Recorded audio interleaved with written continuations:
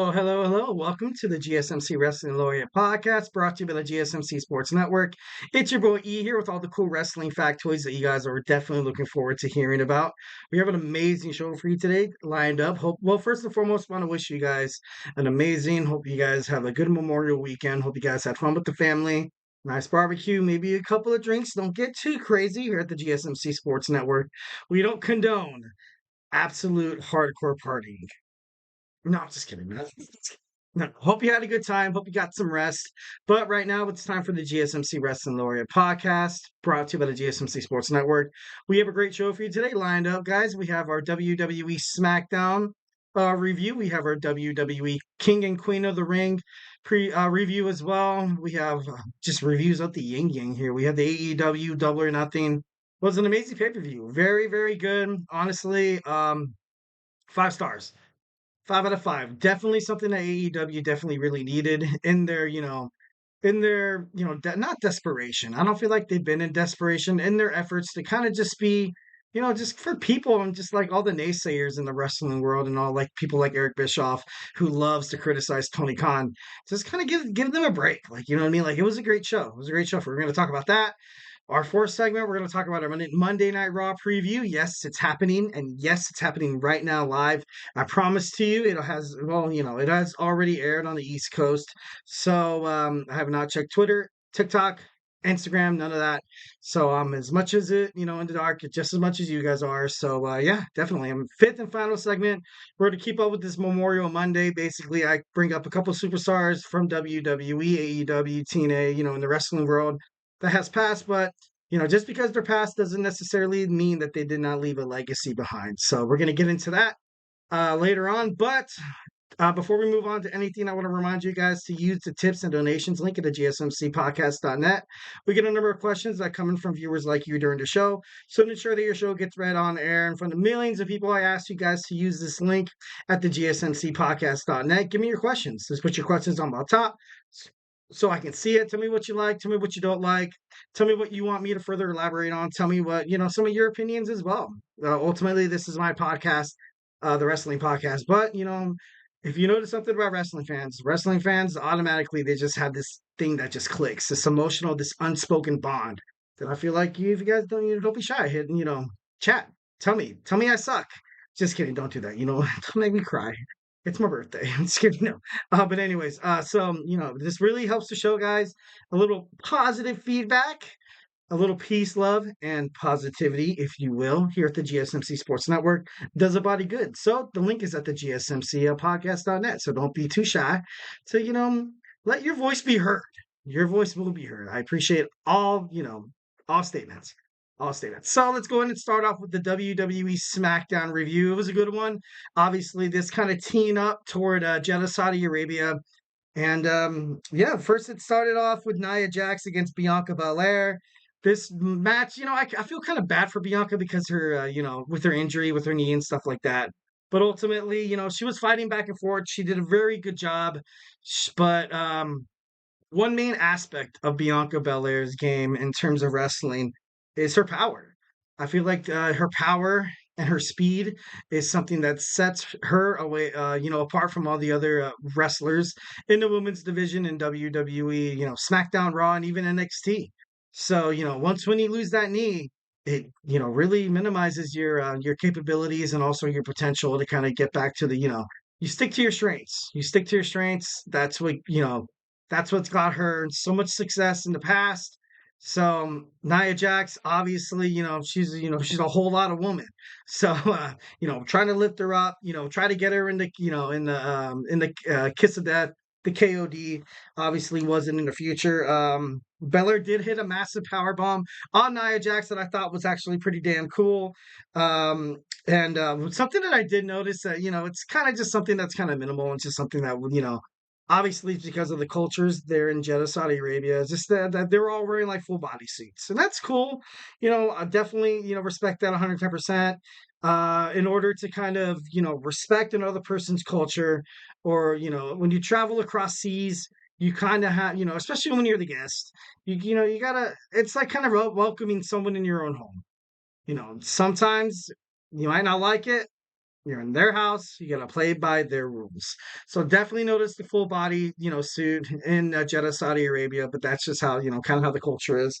So it didn't really bother me that much, but I thought I would bring it up because it was very, very interesting. So Nia Jax was beaten. Bianca Belair had Nia Jax dead to right, put her up for the KOD. Her knee gave out, and then just bad stuff happened, and it was just an avalanche of awfulness. Nia Jax was able to, hit her with the Annihilator. Nia Jax ultimately wins to move on. So now you have a Lyra Valkyria finals match. So we're going to get into in our next segment. So let's go ahead and move on here. Um, she also said something to Lyra Valkyrie. She said, "It starts tomorrow when I buzz through you." That Lyra Valkyrie has been absolutely phenomenal ever since she got drafted in the WWE draft a couple weeks ago. She was drafted to Monday Night Raw. A lot of people thought, like, once when she dropped the belt to Roxanne Perez in NXT, that people kind of thought that maybe like her time was kind of done. Kind of, her spotlight, her 15 minutes of fame was, in the rearview mirror. But, this tournament just showed why Lyra Valkyria is definitely someone that's going to be a badass. It's going to be someone who's absolutely willing to do whatever it takes to just keep her name cemented at the top of the women's division in any brand, Raw, SmackDown, or even NXT. So definitely love Lyra Valkyria, moving forward. And starting with Grayson Waller effect, Bianca was backstage and she was talking, and then Indy and Candice LeRae kind of interrupt, creating this WWE Women's World Tag Team match for the pre-show for Jeddah, Saudi Arabia. So I thought that was kind of cool. But I don't know. I just don't. The Grayson Waller effect for me. I love Grayson Waller. He's a very talented athlete from Australia. I'm just waiting for them to drop those belts. I don't think the belts are good around the waist of Austin Theory and Grayson Waller. Obviously, they're the total heels. I was hoping maybe DIY would kind of find a way to kind of cement themselves into the title picture so they can, fight and ultimately dethrone them, because I hate those guys. I'm just kidding. No, this is an unbiased podcast. What are you talking about, Eric? But moving on. I thought it was kind of crazy. And of course, you saw the QR code happen again. It said he is coming, and Carmelo Hayes came in, and he ultimately sided with, A-Town Down Under. Carmelo Hayes, he is him. He's making waves all over WWE so far in his SmackDown tender. He's fought Cody Rhodes. He's fought Baron Corbin and defeated him, and he's also fought Randy Orton, but didn't come up too lucky in the the King of the Ring semifinals. So, but all in all, it was great. It was pretty great. Absolutely love Carmelo Hayes. I love this promo.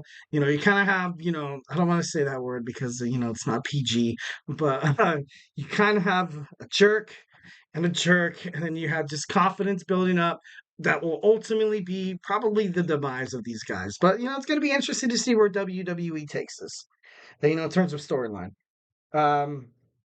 And he was just Carmelo Hayes when he came out. He was just talking crap about Bobby Lashley and Baron Corbin, calling them egomaniacs.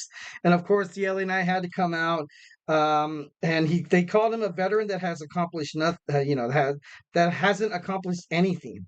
And it was kind of crazy because, like, in a sense, and I hate to admit this, he's kind of right. He's kind of right. The LA Knight has been kind of, I feel like through the Vince McMahon era, projected and kind of, transcended into the Paul Levesque era. I feel like the LA Knight has not really, kind of lived up to the potential that I kind of thought he was going to.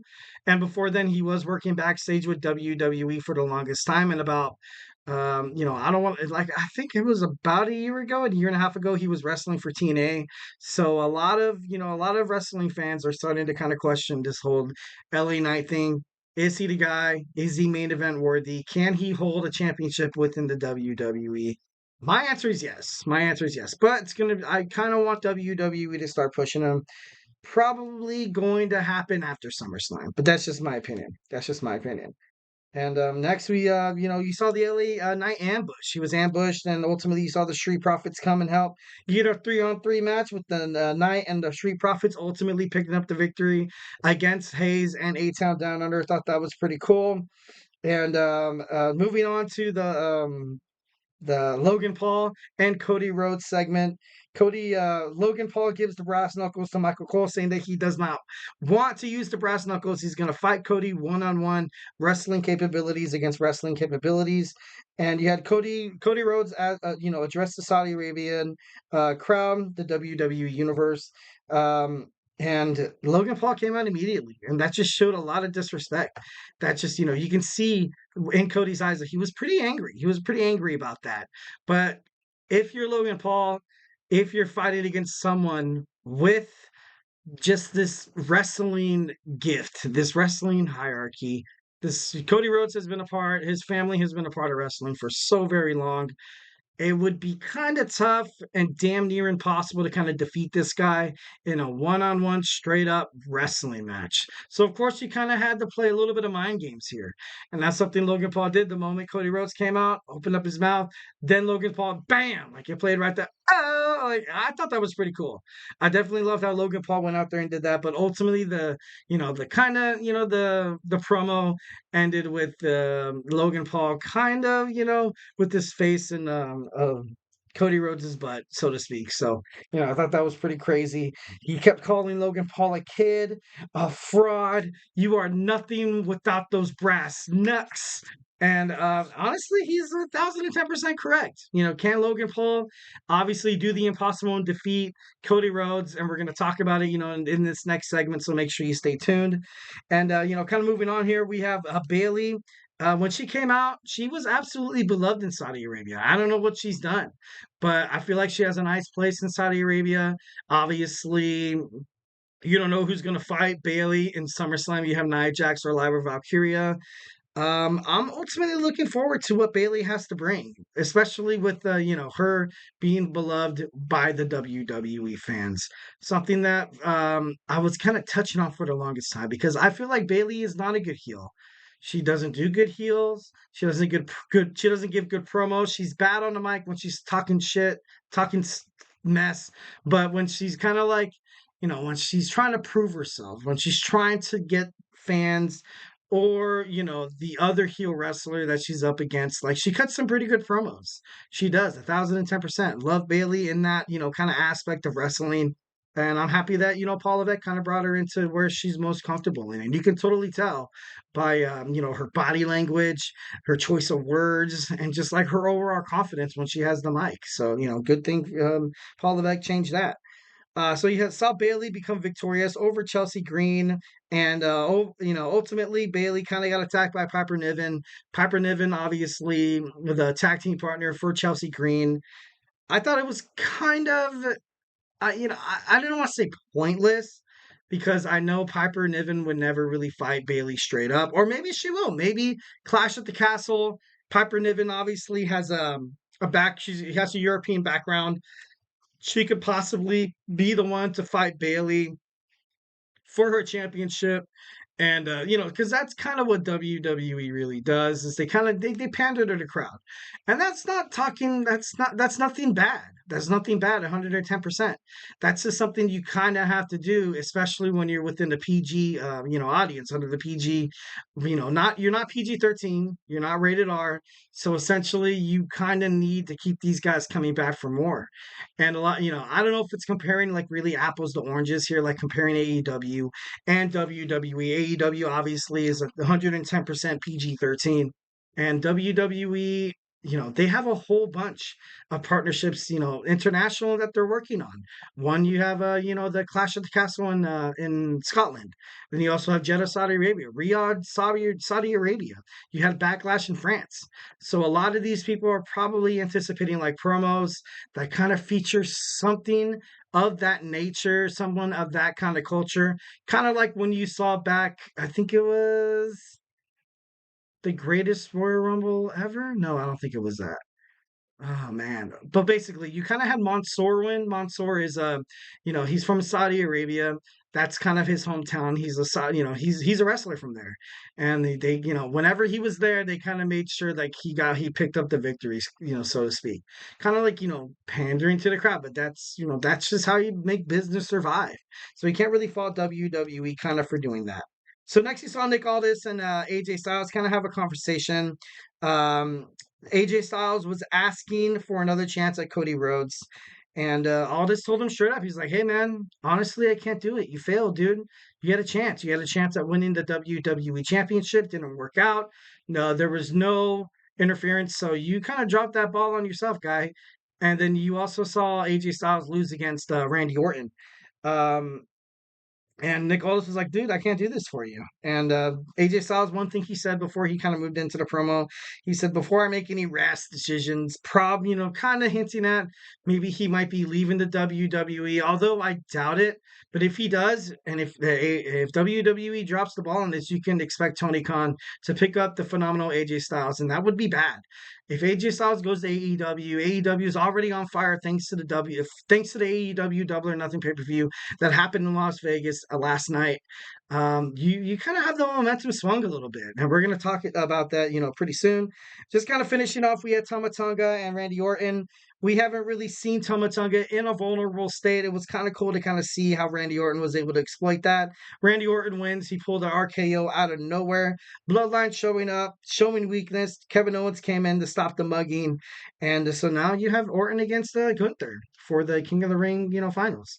So yeah, let's go ahead and jump into that. We have the WWE King and Queen of the Ring review. We're going to talk about all the championship matchups and the finals. We have from the women's side, you have Nia Jax, Lyra Valkyria against Gunther and the Viper Randy Orton. So hey, honestly, do not go anywhere.